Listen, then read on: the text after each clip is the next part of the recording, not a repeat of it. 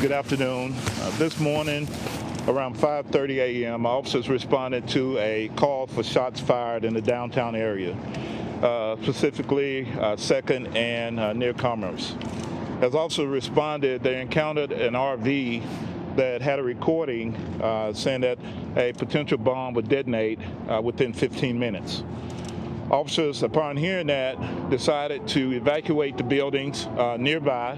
So they began knocking on doors, making announcements, having emergency communications, communicate with everyone to get people safe. Shortly after that, the RV exploded. We had one officer that was knocked to the ground. Another officer is fine.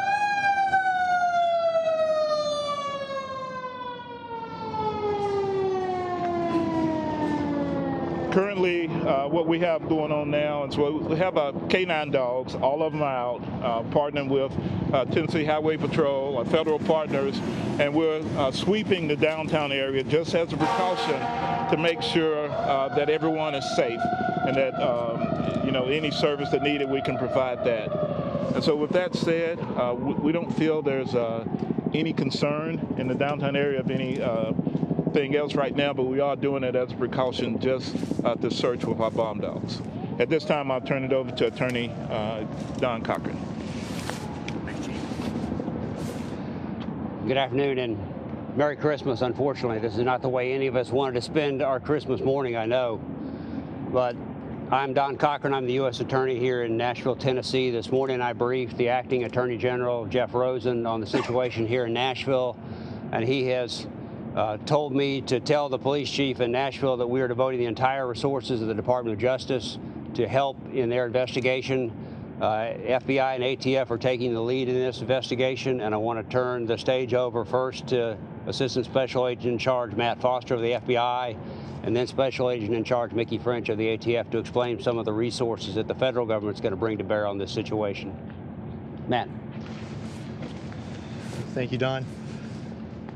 The FBI stands with the city of Nashville today in this very tragic Christmas Day event. This is our city too. We live here, we work here, and we're putting everything we have into finding who was responsible for what's happened here today.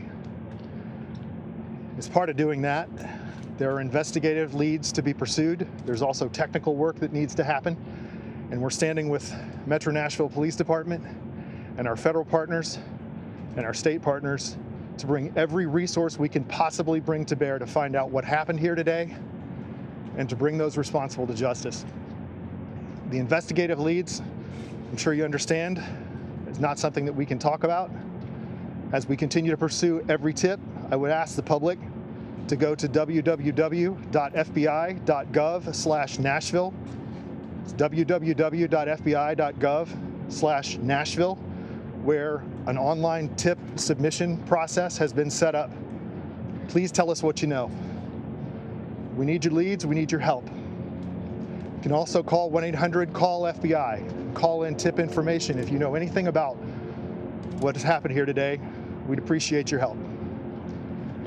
On the technical side, our focus will be on bringing the technical experts of the FBI from across the country, including the FBI laboratory, our hazardous devices school, and our experts from evidence response teams nationwide into Nashville to help process this massive crime scene, along with the ATF, Metro Nashville PD, and the many other partners who were part of this effort that will continue.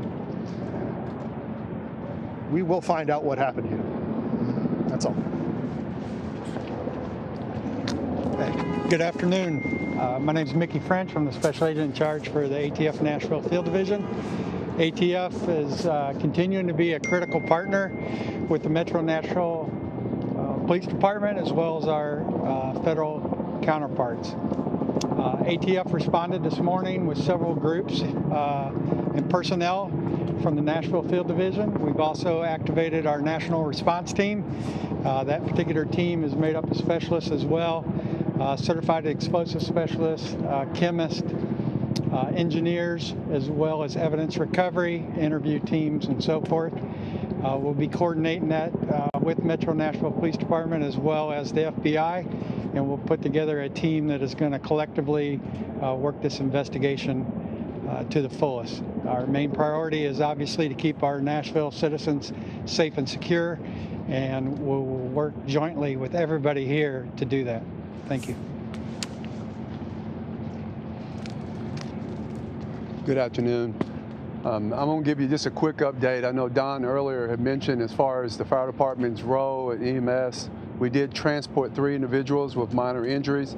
But right now, what we're doing is with our structural engineers, along with our urban search and rescue, hazmat teams, we're going into the buildings, making sure, number one, that the building is sound and ensuring that there are no other victims or anyone that are there.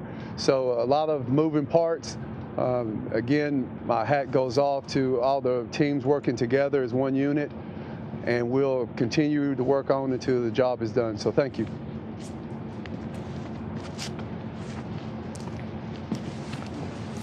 All right, ladies and gentlemen, that's the update as we know it at present.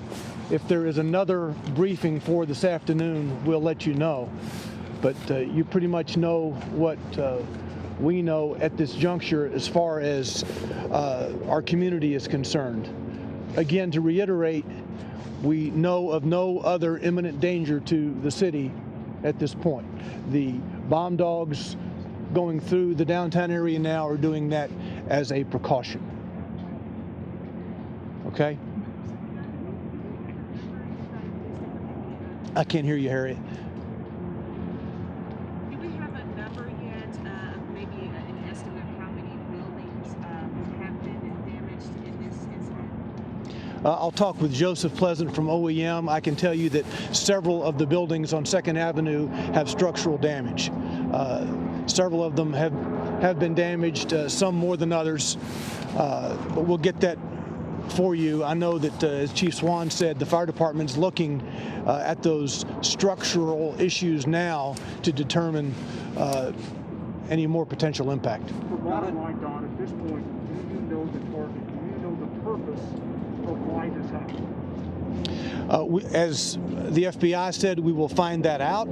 There are a number of people working right now on Christmas Day running leads throughout the city. From our police department, the FBI, ATF, answers will be forthcoming.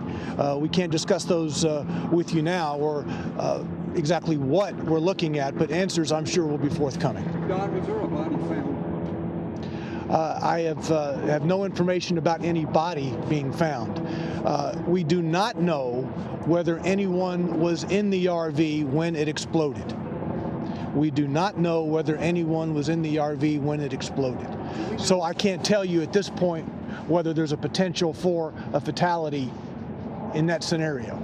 The megaphone that was warning people to leave, do we know if that was coming from the truck? Was it coming from somewhere else? Do we know? It is believed it was coming from the RV. Coming from the RV? Yes. Done, or was it someone saying?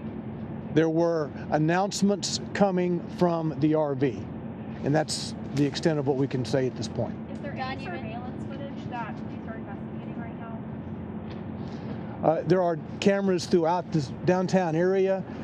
Yes, we have been reviewing downtown cameras, and that is all part of the totality of the investigation. Don, you mentioned some people may have been taken to Central Precinct, whether they were just witnesses to give a statement, to share what they saw. Has anything come to fruition from that that you can share? Just providing more pieces to the puzzle, more information. As Chief Drake said, we had a number of officers, several officers on 2nd Avenue who were working to protect the public when the explosion occurred. As he said, one of those officers was knocked off his feet. We have some counselors with our officers. Our behavioral health folks are with those officers, ensuring that they're okay.